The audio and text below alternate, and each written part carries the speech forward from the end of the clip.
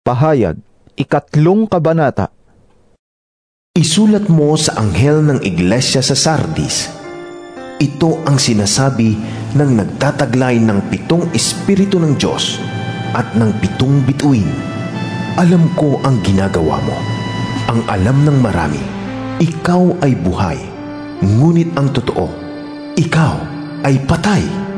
Kaya't gumising ka, palakasin mo ang nalalabi pa sa iyo upang hindi ito tuluyang mamatay, sapagkat nakita kong hindi ganap sa paningin ng aking Diyos ang mga nagawa mo.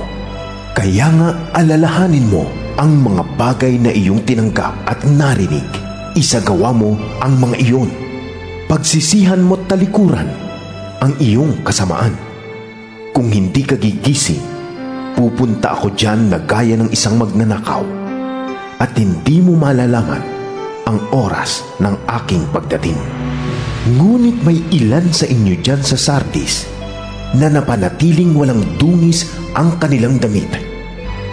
Kaya't kasama ko silang maglalakad na nakasuot ng puting damit, sapagkat sila'y karapat-dapat. Ang magtatagumpay ay dadamitan ng puti, at hindi ko kailanman buburahin sa aklat ng buhay ang kanyang pangalan. Kikilalanin ko siya sa harap ng aking Ama at ng kanyang mga anghel. Ang lahat ng may pandinig ay makinig sa sinasabi ng Espiritu sa mga iglesia. Isulat mo sa anghel ng iglesia sa Philadelphia. Ito ang sinasabi ng banal at mapagkakatiwalaan, ang may hawak ng susi ni David. Walang makakapagsara ng anumang binubuksan niya, at walang makakapagbukas ng anumang sinasarhan niya. Alam ko ang mga ginagawa mo. Alam kong kaunti lamang ang iyong kakayahan. Ngunit sinunod mo ang aking salita at naging tapat ka sa akin. Kaya't binuksan ko para sa iyo ang isang pinto na hindi maisasara ninuman. Tingnan mo, palalapitin ko sa iyo at paluluhurin ang mga kampo ni Satanas na nagpapanggap na mga Hudyo, ngunit hindi naman, at sa halip ay nagsisinungaling. Malalaman nilang minamahal kita, sapagkat tinupad mo ang aking utos na magtiis. Iingatan naman kita sa panahon ng pagsubok na darating sa lahat ng tao sa buong daigdig.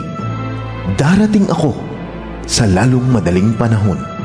Kaya't ingatan mo kung ano ang nasa iyo, upang hindi maagaw ninuman ang iyong gantimpala. Ang magtatagumpay ay gagawin kong isang haligi sa templo ng aking Diyos, at hinding-hindi na siya lalabas doon. Isusulat ko sa kanya ang pangalan ng aking Diyos at ang pangalan ng kanyang lungsod.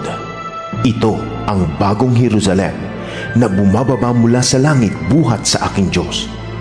Isusulat ko rin sa kanya ang aking bagong pangalan. Ang lahat ng may pandinig ay makinig sa sinasabi ng Espiritu sa mga iglesia. Isulat mo sa anghel ng iglesia sa Laodicea. Ito ang sinasabi niya na ang pangalan ay Amen, ang tapat at tunay na saksi, at siyang pinagmula ng lahat ng nilalang ng Diyos. Alam ko ang mga ginagawa mo. Alam kong hindi ka malamig ni mainit. Mabuti pa sana kung ikaw ay malamig o mainit. Ngunit dahil ikaw ay maligamgam, hindi mainit ni malamig, isusuka kita. Sinasabi mong ikaw ay mayaman, sagana sa lahat ng bagay, at wala ng kailangan pa. Ngunit hindi mo nalalamang ikaw ay kawawa, kahabag-habag, dukha, bulag at hubad. Kaya nga ipinapayo kong bumili ka sa akin ng purong ginto, upang ikaw ay maging tunay na mayaman. Bumili ka rin sa akin ng puting damit, upang iyong isuot at matakpan ang nakakahiya mong kahubaran. Bumili ka rin sa akin ng gamot na ipapahid sa iyong mata, upang ikaw ay makakita. Sinasaway ko't pinapalo ang lahat ng aking minamahal. kaya't maging masigasig ka.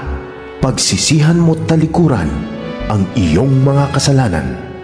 Tingnan mo, nakatayo ako at kumakatok sa pintuan. Kung dilinggin ni naman ang aking tinig at bubuksan ang pinto, papasok ako at kakain akong kasalo niya.